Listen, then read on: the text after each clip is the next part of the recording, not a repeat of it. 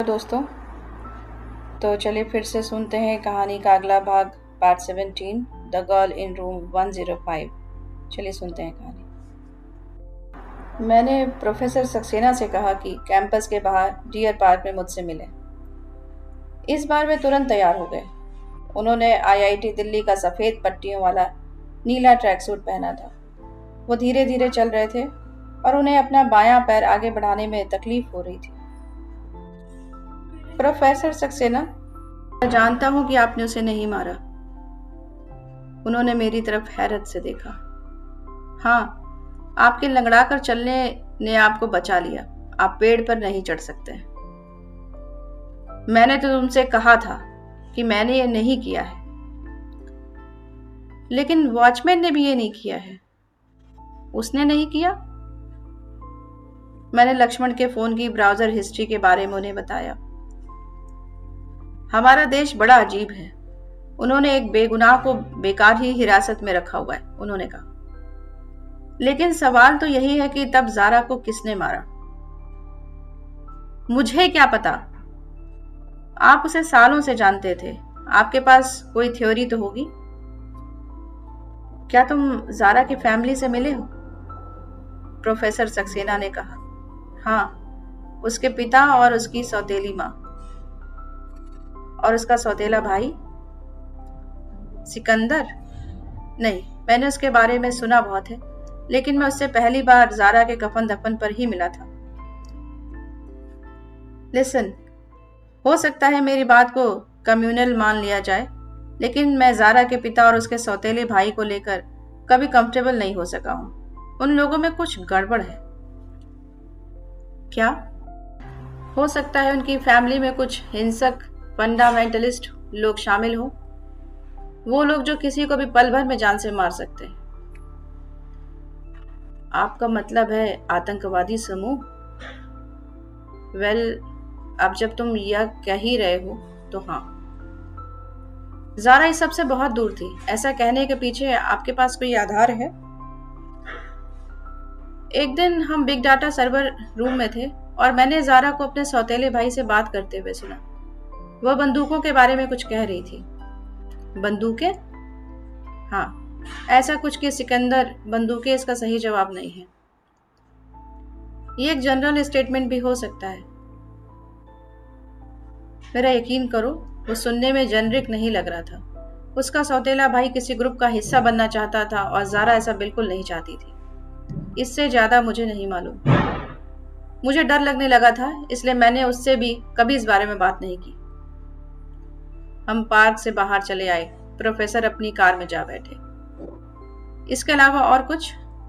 मैंने कहा। प्रोफेसर कुछ समय बाद बोले। पम्मी ने फ्यूनरल के बाद कुछ कहा था। क्या? यही कि उसके पेरेंट्स उतने सैड नहीं दिखाई दे रहे थे जितना कि उन्हें होना चाहिए था। सौतेली माँ ही नहीं, उसके पिता भी। हालांकि ये हो सकता है, लोग ऐसे मौकों पर शौक में होते हैं। शुक्रिया सर, मैंने कहा। ये हेल्पफुल था। प्रोफेसर ने कार चालू कर दी। कमाल की बात है कि वो तुम्हारे साथ नहीं थी, फिर भी तुम उसके हत्यारों को पकड़ने की कोशिश कर रहे हो। मैं मुस्कुरा दिया।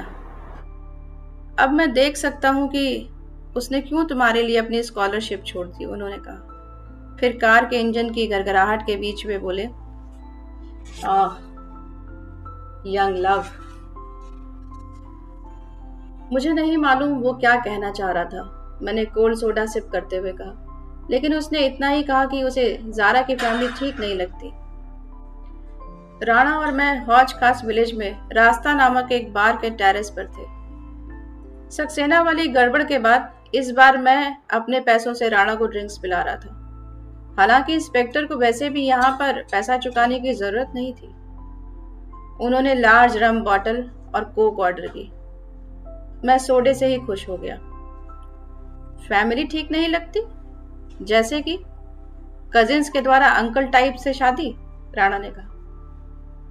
अरे नहीं, सक्सेना को ऐसा लगा कि उसकी फैमिली के आतंकवादियों से कनेक्शन हो सकते हैं। ये ब्लडी कश्मीरी, ये कुछ भी कर सकते हैं। ज़ारा टेररिस्ट नहीं थी, वो तो मुझको अमन चैन कायम रखने वाली रैलियों में लेकर जाती थी। ये सब ऊपर ऊपर की बातें हैं, अंदर से वही खून खराबे की चाहत रहती है, राणा ने कहा। उन्होंने बाएं तरफ की एक टेबल की ओर मुड़कर देखा, जहां अभी 3 लड़कियां आई थीं। उनमें से एक ने शॉर्ट रेड ड्रेस पहन रखी थी। उसको ठंड नहीं लग रही है क्या? राणा ने ऐसी टोन में कहा जो केवल दिल्ली वालों के पास मिलती है। मैं उन्हें फिर से अपने मूल विषय पर लाने लगा। ज़ारा के पिता का सक्सेसफुल बिजनेस था। वो वहां के हालात की वजह से ही कश्मीर छोड़कर आए थे। लेकिन इंस्पेक्टर ने मेरी बात सुनी ही नहीं। उनका दिमाग उस लड़की में ही अटका था। इन लड़कियों को ऐसे कपड़े पहनकर बाहर आते डर नहीं लगता? ऐसे में कोई कुछ कर दे तो ये पुलिस को दोष देती हैं, उन्होंने कहा। उनकी आंखें अभी भी लड़की की रेड ड्रेस पर ही जमी थी। मैं तब तक चुप रहा जब तक कि इंस्पेक्टर ने नजर भर कर उस लड़की को देख नहीं लिया। आखिरकार वो मेरी तरफ मुड़े और खींचे निपोड़ दी। हाँ, तो तुम क्या कह रहे थे? मुझे नहीं लगता कि ज़ारा के पिता किसी आतंकी संगठन से जुड़े हैं। तुम ऐसा कैसे कह सकते हो? हो सकता है उन्हें उनसे सिंपैथी हो, वे उन्हें पैसों की मदद करते हो। उनकी पिछली बीवी फरजाना की फैमिली में फंडामेंटलिस्ट किस्म के लोग थे, लेकिन वे उन सभी से नफरत करते थे, इसीलिए उन्होंने उसे डिवोर्स दिया। राणा ने कहा। एनीवे, अगर ये टेररिज्म से जुड़ा मामला है तब तो यह हमारे हाथ से बाहर है। इसके लिए एंटी टेररिज्म स्क्वाड को इन्वॉल्व करना होगा। तब इसको मेरे जैसे की नहीं, कोई सीनियर अफसर हैंडल करेगा। मुझे समझ नहीं आया कि इस पर कैसी प्रतिक्रिया दूं। अगर मैं इस पर हामी भरता तो इसका मतलब होता कि मैं भी उन्हें वही समझ रहा हूं, और अगर मैं कहता कि नहीं सर, आपसे अच्छी तरह से इस केस को कोई हैंडल नहीं कर सकता, तो मैं खुद वही समझा जाता। मैंने इसके बजाय सोडे की चुस्की लेते रहना ही ठीक समझा। तुम इसे रहने ही दो, इंस्पेक्टर ने कहा। अगर इस मामले से आतंकवादी जुड़े हैं तब तो वो तुमको भी टपका देंगे। यानी हम ये कभी जान नहीं सकेंगे कि ज़ारा का खून किसने किया? मैंने इतने जोर से कहा कि खून शब्द सुनकर तीनों लड़कियां मुड़कर हमारी तरफ देखने लगी। हो सकता है यह सिंपल ऑनर किलिंग का केस हो, इसका टेररिज्म से कोई ताल्लुक ना हो, राणा ने अपने ग्लास को हिलाते हुए कहा, ताकि आइस क्यूब ड्रिंक में अच्छे से मिल जाए। Honour killing? तो क्या ज़ारा के पिता ने उसे मारा है? मैंने शॉक्ड होते हुए कहा। या हो सकता है उन्होंने किसी से कहकर उसे मरवा दिया हो। ऐसी चीजें होती हैं, मैंने देखा है। लेकिन क्यों? क्योंकि उसको हिंदू लड़कों का चस्का था, राणा ने कहा। मेरे कान झंझना उठे। मेरा मन हुआ कि राणा का मुंह नोच लूं, जिससे उसने शब्द कहे थे।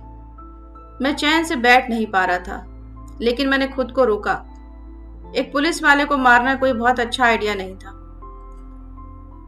उसके पेरेंट्स रघु को पसंद करते थे और वो कन्वर्ट होने के लिए भी तैयार था, मैंने कहा।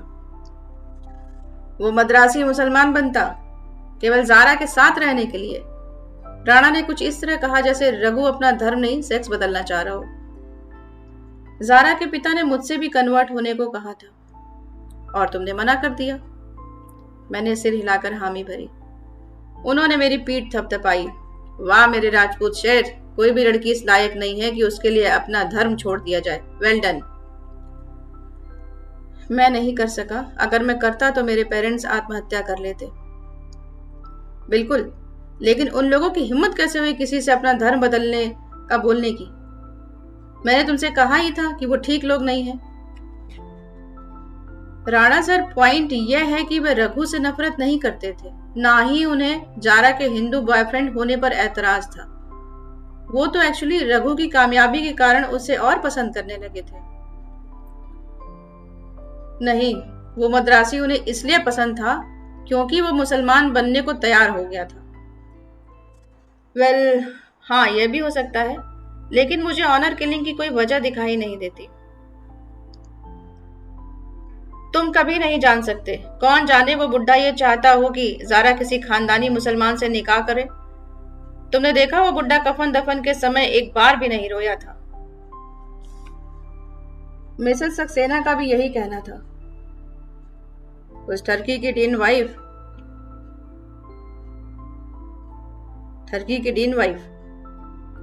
हाँ, सक्सेना ने मुझे बताया।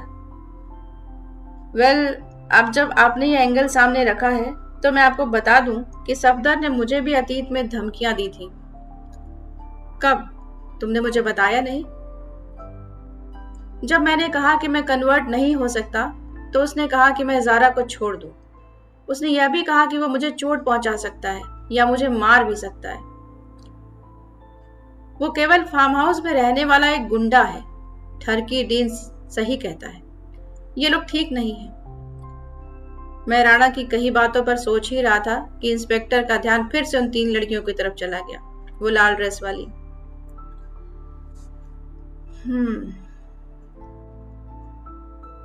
तुम्हें ऐसा क्यों लगा कि तुम मेरी बेटी के मर्डर केस की तहकीकात कर सकते हो? सफदर की आवाज गूंजी।